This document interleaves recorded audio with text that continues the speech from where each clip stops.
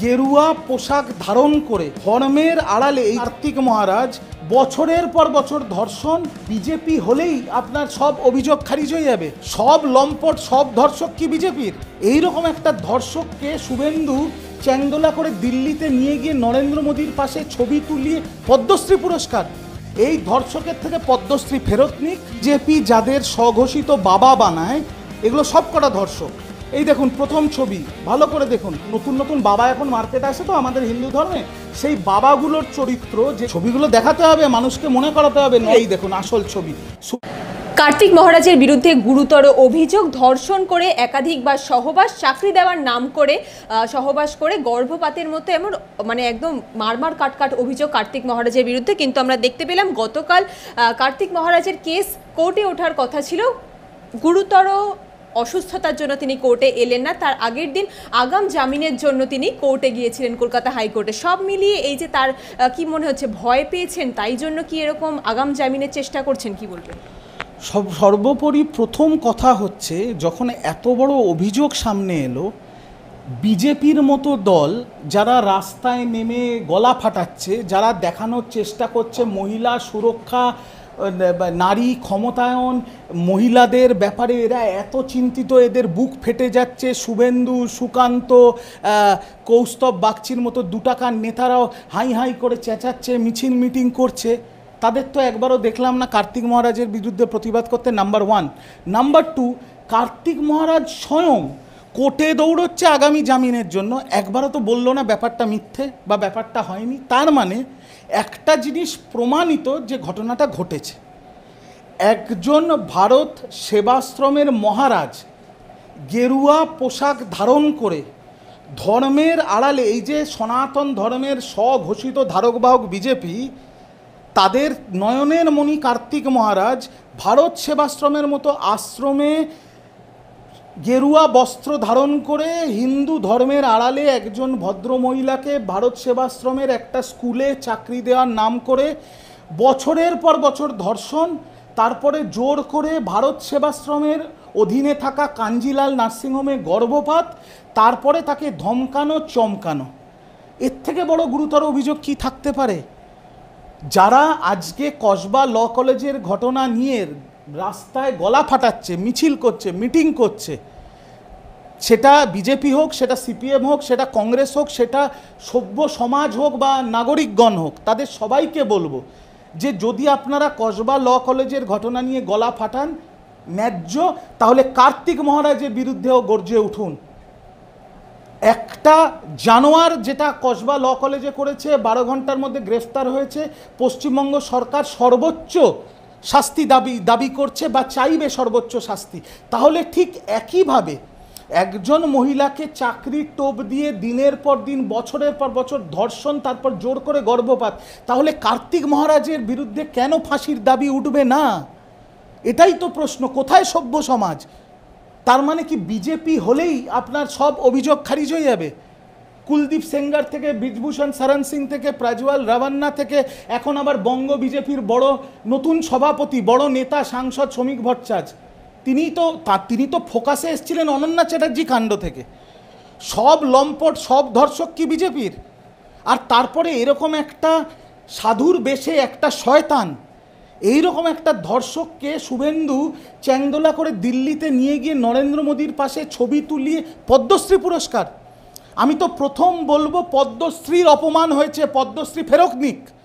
এই ধর্ষকের থেকে পদ্মশ্রী ফেরত নিক, তারপরে এই ধর্ষকের গ্রেফতারি হোক, কোর্ট মহামান্য আদালত যেন পুলিশকে ফ্রি হ্যান্ড দিয়ে দেয়, পুলিশ যেন তদন্ত করে, এবং তারপরে যদি দোষ প্রমাণিত হয় তাহলে বাকি আরও 10টা ধর্ষকের মতো পশ্চিমবঙ্গ সরকার, তৃণমূল শাসক দল এবং সাধারণ বাংলার মানুষ হিসেবে আমি ওর ফাঁসির দাবি করছি।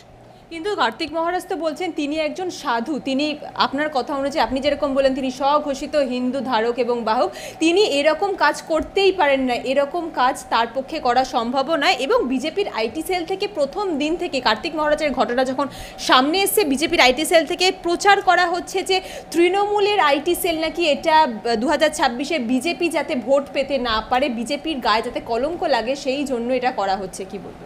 দেখুন, বিজেপির সাথে ধর্ষকদের বহুদিনের সম্পর্ক, আমি কিছু ছবি দেখাই আপনার ভিউয়ারদের, বহুদিনের সম্পর্ক। বিজেপি যাদের স্বঘোষিত বাবা বানায় এগুলো সব কটা ধর্ষক। আমি সেই সম্পর্ক আপনাদের সামনে তুলে ধরার জন্য আমাকে কিছু ছবি দেখাতে হবে, ছবি না দেখালে হবে না। এই কার্তিক মহারাজ সার্বজনীন মঞ্চ থেকে বলেছিল হিন্দু মহিলাদের ধর্ষণ হয় কারণ তারা নাকি লক্ষণ রেখা পার করে দেয়। তার মানে হিন্দু মহিলারা তাদের লক্ষণ রেখা কি সেটা এখন বিজেপি আর কার্তিক মহারাজ ঠিক করবে, প্রথম কথা। দ্বিতীয় কথা, এই যে বিজেপির সাথে ধর্ষকদের বহুদিনের গভীর সম্পর্ক, সেটা কোথার থেকে? এই দেখুন প্রথম ছবি, ভালো করে দেখুন। বিএইচইউ আইআইটির যে গণধর্ষণে অভিযুক্ত যারা, তাদের সাথে নরেন্দ্র মোদীর ছবি, অমিত মালব্যর ছবি। অমিত মালব্য এদের আইটি সেলে নিয়োগ করেছিল। কি হলো? আরও ছবি দেখাচ্ছি আপনাকে, চিন্তা করবেন না, এদের প্রচুর এরকম ব্যাপার আছে। এই যে, আর তারপরে স্পেসিফিক্যালি এবার চলে আসুন বিজেপি সমর্থিত বাবা, মানে নতুন নতুন বাবা এখন মার্কেটে আসে তো আমাদের হিন্দু ধর্মে, সেই বাবাগুলোর চরিত্র যেগুলো ধর্ষণে অভিযুক্ত বা যেগুলো ধর্ষণের মতো অত্যন্ত জঘন্য অপরাধ করেছে, তাদের সাথে বিজেপির সম্পর্ক আমি আপনাদের দেখাচ্ছি। তাদের সাথে বিজেপির সম্পর্ক আপনারা দেখলে শিউরে উঠবেন যে বিজেপি কি করে। মনে পড়ে আপনাদের আসারাম বাপুর সাথে নরেন্দ্র মোদীকে দেখা গেছিল স্টেজে হাত তুলে নাচছে। আসারাম বাপু কি ছিল? বিরাট বড় বাবা ছিল। তখনও তো বিজেপি ক্যাম্পেইন করেছিল নাকি আসারাম বাপুর মতো একজন এত বড় সাধককে নাকি কালিমালিপ্ত করা হচ্ছে। ছবিগুলো দেখাতে হবে, মানুষকে মনে করাতে হবে নরেন্দ্র মোদীর সাথে আসারাম বাপুর ছবি। দাঁড়ান, আরও ছবি আছে মার্কেটে।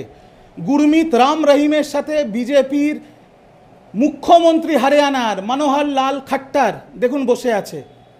ওই গুরমিত রাম রহিম বাবার সাথে বিজেপির নেতাদের ছবি, এই দেখুন।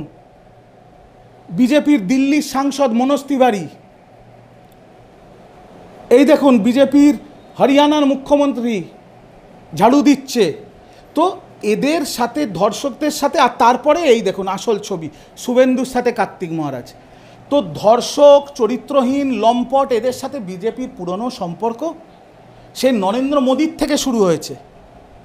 এরা কোনো না কোনো বাবাকে ফোরফ্রন্টে আনে, তারপরে এই বাবাগুলো গিয়ে ধর্মের আড়ালে, গেরুয়া বেশের আড়ালে এরা ধর্ষণ, শ্লীলতাহানির মতো নোংরা অপরাধ করে। তারপরে যেই ধরা পড়ে তখন বিজেপি লাফিয়ে মার্কেটে নেমে পড়ে ফুল ফর্মে এদের বাঁচানোর জন্য। তারপরে যেই অভিযোগ প্রমাণিত হয় তারপরে গা ঝেড়ে নেয়।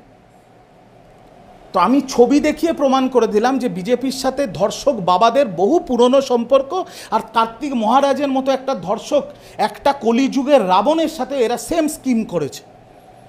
বিজেপি কোনো রাজনৈতিক দল না, বিজেপি হচ্ছে লম্পট, ধর্ষক, যত রকম মহিলাদের বিরুদ্ধে অপরাধ আছে সেরকম অপরাধীদের একটা ক্লাব, যার নাম হয়েছে ভারতীয় জনতা পার্টি। বাংলার মা বোনেদের বলবো এই চ্যানেলের মাধ্যমে, দয়া করে বুঝুন, দয়া করে দেখুন, দয়া করে এই বিজেপির ধর্ষকগুলোকে চিনুন, আর চিন্তা ভাবনা করুন যে ধর্মের নামে কিভাবে আপনাদের বোকা বানাচ্ছে। এরা যদি কোনো দিন ভুল করে আপনাদের মগজ ধোলাই করে আপনাদের ভোট নিয়ে আগামী 15 কি 20 বছর বাদেও যদি ক্ষমতায় আসে, আপনাদের ঘরের মেয়েরা কিন্তু সেফ থাকবে না। দেখুন গিয়ে উত্তরপ্রদেশে, উড়িষ্যায় বিজেপি সরকারে আসার পরে 7 দিনে 17টা ধর্ষণ হয়েছে। উত্তরপ্রদেশে দেখুন কিভাবে কি হচ্ছে। তো যদি বাংলাকে সুরক্ষিত রাখতে হয়, বাংলাকে শান্ত রাখতে হয়, বাংলাতে আপনার মা, মেয়ে, আপনার বোন, আপনার দিদি, বাড়ির মা বোনদের সুরক্ষিত রাখতে হয়, দয়া করে বিজেপির এই রাক্ষসগুলোর থেকে দূরে থাকুন। তাহলে বাংলা ভালো থাকবে, আপনার বাড়ির মা বোনেরা সুরক্ষিত থাকবে। আমরা দেখেছি বিগত দিনে শুভেন্দু অধিকারীকে কলকাতা হাইকোর্ট একটি রক্ষা কবচ দিয়ে রেখেছে। এরপর কার্তিক মহারাজা যদি সেম রক্ষা কবচ পায় তাহলে সেই ক্ষেত্রে পরিস্থিতি কোথায় গিয়ে দাঁড়াবে?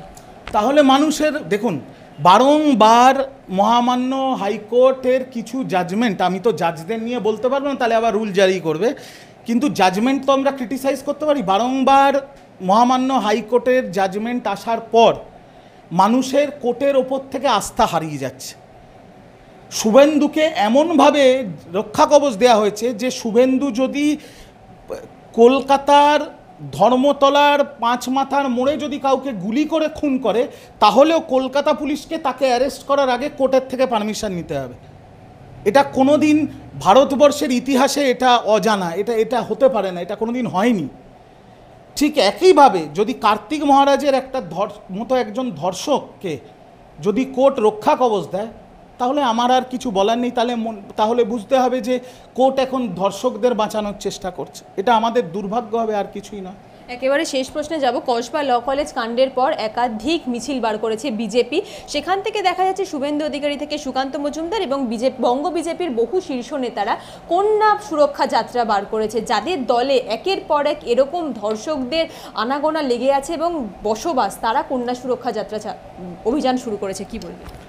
দেখুন, যে দলের নবনির্বাচিত রাজ্য সভাপতি শ্রমিক ভট্টাচার্য, তিনি সভাপতি হওয়ার পর প্রথম ফেসবুকে পোস্ট করেছেন তার হাতে বহু বছর ধরে ধর্ষিত এবং তার হাতে বহু বছর ধরে যাকে অত্যাচারিত হয়েছে অনন্যা চ্যাটার্জি নামক একজন ভদ্রমহিলা, তিনি ফেসবুকে পোস্ট করেছেন, সেটা ইতিমধ্যেই ভাইরাল।